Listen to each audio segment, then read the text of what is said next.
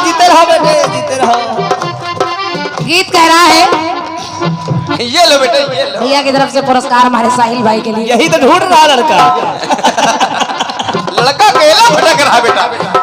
गीत कह रहा है भैया, जेपी भैया, तेरी ब्यूटीफुल स्माइल है, तेरा जुल्मी सा स्टाइल है, तू छोरे कर गई गैल गैल गैल, तू छोरे कर गई गैल गोरी, तू मरवावेगी तो जेल करावेगी ये गोरी, जेल करावेगी, जेल करावेगी ये गोरी, जेल करावेगी, जेल करावेगी ये गोरी, जेल करावेगी, जेल करावेगी ये गोरी, जेल करावेगी, शाबाश शाबाश। जेल करावेगी।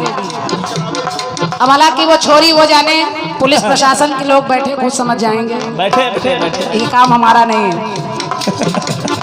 लेकिन मेरे गीत में चूंकि हम लोग कीर्तन के लोग फिल्मी धुनों का आधार लेकर अपने गीत रखते हैं, और जो वेद पुराणों को हम लोग पढ़ते हैं वो आप तक पहुंचाते हैं। कीर्तन इतना सरल नहीं है, कीर्तन को लोग बड़ा सरल समझते हैं, लेकिन मेरी समझ से सबसे कठिन विधा है। और क्या बेटे? इसमें बहुत मेहनत करनी पड़ती है, सब नया देना पड़ता है, अपना लिखना पड़ता है, बहुत किताबें पढ़नी पड़ती है। और क्या? जागरणों में तो 2 गाने लखा के गा दिए, 2 गाने उनके गा दिए, जय माता की हो गई, जागरण हो गया। कीर्तन में जवाब लाना पड़ता है। झांकी आ गई, दुर्गा जी आ गई, गणेश जी सुन आ गई, सब हो गया। लेकिन कीर्तन में मेहनत है। और क्या? और सौभाग्य से जेपी भैया, ये जो कार्यक्रम चलता है हमारे मनीष भाई बना रहे हैं, ये एक देश में नहीं 16 देशों में लोग मुझे सुनते हैं। और क्या?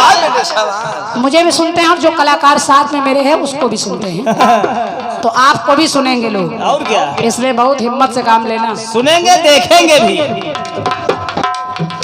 तू छोरे कर गई गैल, छोरे कर गई गैल गोरी, तू मरवावेगी तो जेल करावेगी ये गोरी, जेल करावेगी, जेल करावेगी ये गोरी, जेल करावेगी, जेल करावेगी ये गोरी, जेल करावेगी, जेल करावेगी ये गोरी, जेल करावेगी। उनके गीत में एक छोरी है जो जेल करा रही है, और मेरे गीत में भी एक छोरी है, यानी एक लड़की है, एक कन्या है, ये क्या करा रही है? एक राजा हुए, राजा का नाम था राजा पद्माक्ष।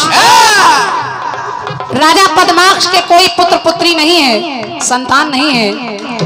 एक बार उनको ऋषियों ने एक फल दे दिया, पढ़कर फल दे दिया, और कहा ये अपनी पत्नी को खिला देना, उनके संतान हो जाएगी। राजा उस फल को लेकर आए और रानी को खिलाया, तो उससे एक कन्या पैदा हुई, राजा का नाम था पद्माक्ष। तो जो लड़की पैदा हुई उसका नाम रखा पद्मा। वो पद्मा बड़ी होने लगी। एक दिन कुछ ज्ञानी ज्योतिषी भाग्य देखने वाले लोग उनके घर में आए, तो राजा ने उनको स्वागत भगत करके कहा कि ये मेरी बिटिया है, इसको देखकर बताएं कि ये मेरे लिए शुभ है या अशुभ है। अब उन लोगों ने उस बच्ची का भाग्य देखा, तो उन्होंने उस बच्ची के लिए कहा, क्या ये लड़की है कैसी? कैसी बेटे? ये दिखने में तो नाइस है,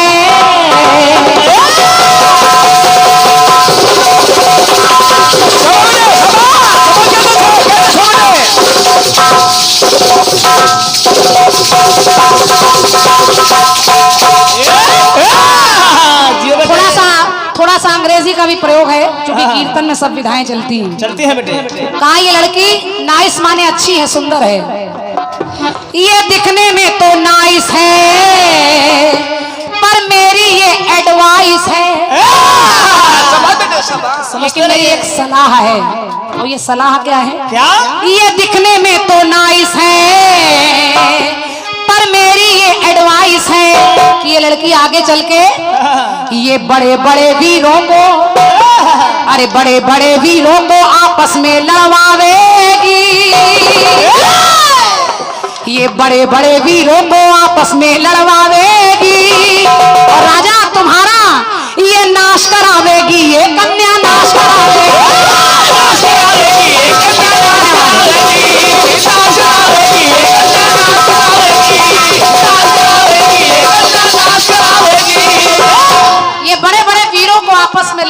देगी, तुम्हारा नाश करा देगी। ये बात राजा ने सोचा लड़की तो अपनी है, इसको मार सकते नहीं। पूछा रास्ता बताइए क्या किया जाए। उस लड़की को एक संदूक में रख करके बहा दिया गया।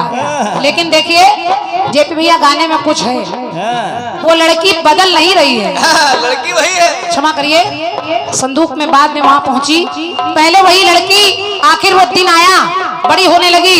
उस लड़की के लिए बड़े बड़े लोग युद्ध करने लगे, उसको पाने के लिए बड़े बड़े राजा महाराजा जलकर कट कर मर गए।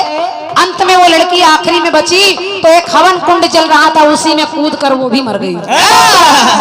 लेकिन जब वो कूदी तो उस लड़की की अग्नि के 5 टुकड़े रावण एक बक्से में बंद कर लेता है जाकर और उसको त्रेता में पहुंचाता है। मंदोदरी एक दिन कहने लगी, स्वामी इस बक्से में आखिर क्या है, यही वाला बक्सा नहीं खोलते हो आप? तो देखिए किया क्या उसने, क्या खोला है संदूक तो कन्या अपना रूप दिखावे।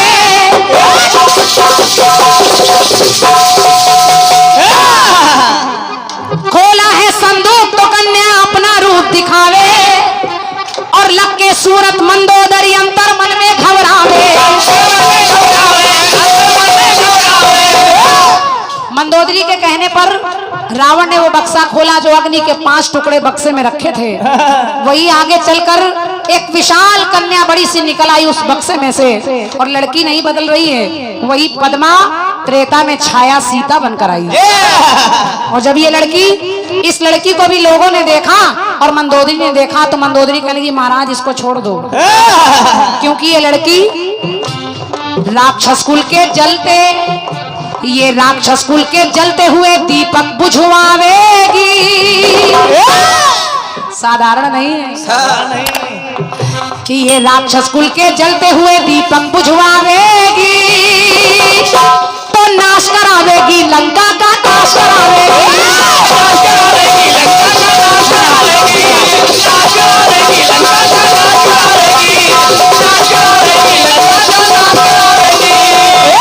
तीसरी जगह देखें लड़की नहीं बदल रही है, लड़की वही है।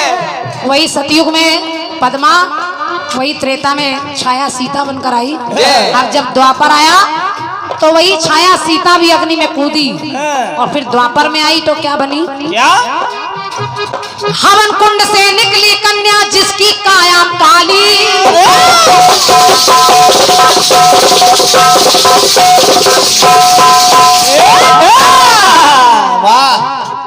हवन कुंड से निकली कन्या जिसकी काया काली।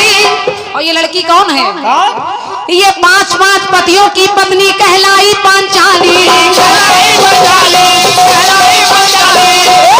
यही द्रौपदी बनकर आई, 5 पतियों की पत्नी बनकर आई। और जब द्रौपदी के भाग्य को भी ज्ञानियों ने देखा तो कहा, यही ये सारे कौरव कुल की, ये सारे कौरव कुल की ईंट से ईंट बजावेगी।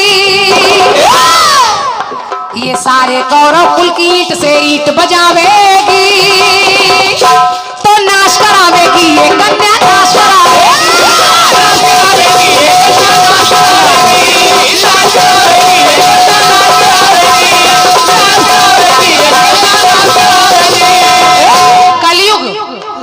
कलयुग सुने भैया जेपी मंचला जी, मैं उन कलाकारों में नहीं हूँ, मैं जवाब के पीछे बहुत ज्यादा नहीं पड़ती। ये बात जितना कलाकार प्रयास करता है अच्छा करता है।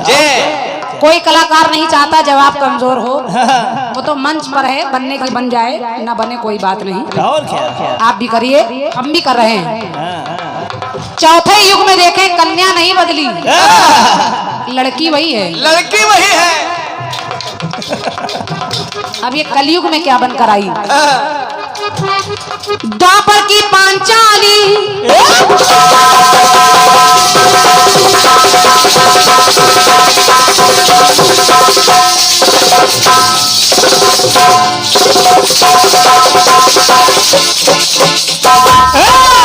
अभी बोलते हैं भाई साहब, ये वाला टुकड़ा पूरा कर लें उसके बाद सुनिए, देखिए सुने, वही द्वापर की पांचाली कलयुग में क्या बनकर आई, क्या द्वापर की पांचाली कलयुग में बेला कहलाई। बेला, ये बेला कौन है? द्वापर की पांचाली कलयुग में बेला कहलाई, पृथ्वीराज चौहान की बिटिया बनकर देखो आई।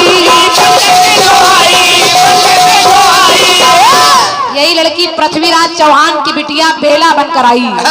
और जब इस लड़की के भाग्य को भी लोगों ने देखा तो कहा ये समर भूमि में लाखों की, ये समर भूमि में लाखों की गर्दन कटवावेगी।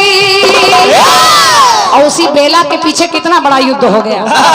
ये समर भूमि में लाखों की गर्दन कटवावेगी, तो नाश करावेगी ये लड़की, नाश करावेगी।